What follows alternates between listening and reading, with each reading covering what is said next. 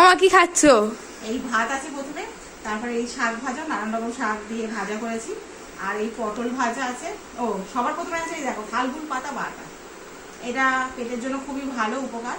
থালগুল পাতা বাটা তেল নুন দিয়ে নিয়ে নিয়েছি, আর তার সঙ্গে পটল ভাজা, এই যে পেঁপে ভাতে, আর তার সাথে রয়েছে এই আম ডাল, আম দিয়ে ডাল, আর তারপর রয়েছে এই যে পনিরের তরকারি, পনির আর আলু, পনিরের পিসগুলো বেশ বড় বড় করেই নিয়েছি।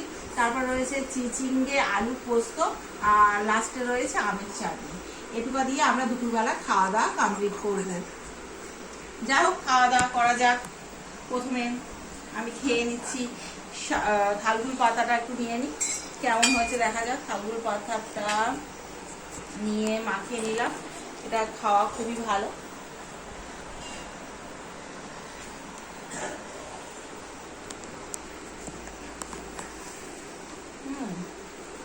একটু নুনটা বেশি হয়ে গেছে, যাই হোক খেয়ে না যাবে। তারপর আমি টেস্ট করছি শাক ভাজা।